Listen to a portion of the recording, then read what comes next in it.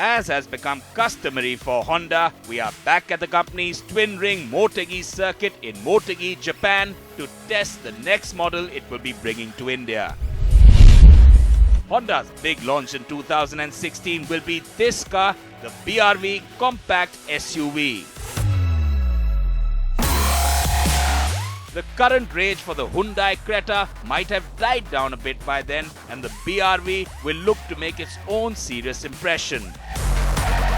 The model we have tested in a very brief ride was not India spec, but it still gives us a good idea about what to expect on this car. Based on the same platform as the Amaze and Mobilio, which do look alike, the good news is that the compact SUV looks different. It doesn't look that compact after all, but instead looks long and tall.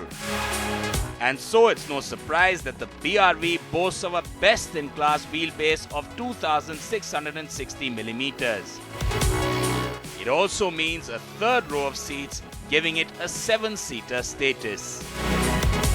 The front is attractive with the new angular headlamps and an aggressive-looking bumper.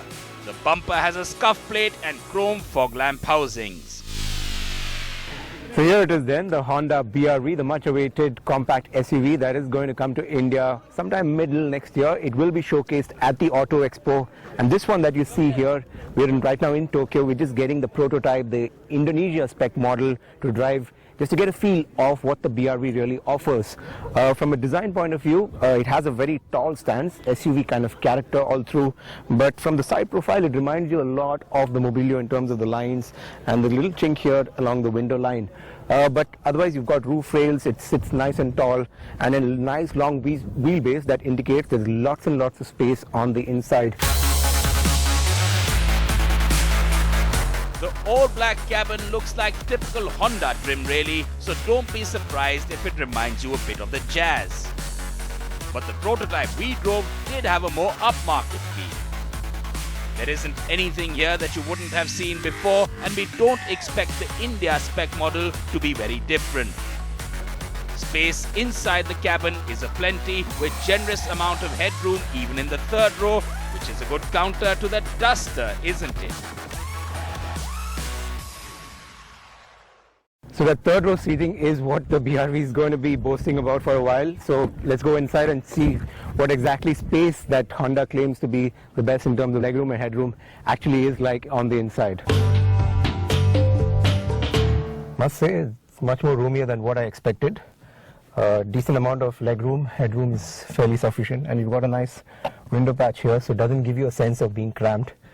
And it's a nice third row to have, because that's going to be the biggest USP of the BRV. And you've got bottle holders, you've got a mobile phone holder, so lots of functional items as well here. So it isn't just meant for smaller children. I do expect that 2 adults can sit fairly comfortably here on the third row.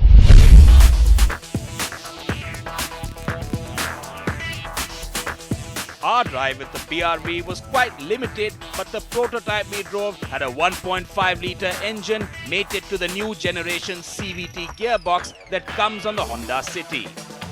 This CVT offers fairly smooth acceleration, ideal for city driving, and a decent petrol automatic is something this segment could use. But strangely for us, despite the slightly higher center of gravity, the driving impression felt less SUV-like and more MPV-like, especially with the long wheelbase. Honda will look to tweak the engines, especially the diesel, to offer a bit more SUV-like performance. So is the BRV worth waiting for? We definitely think it will stir the honeypot.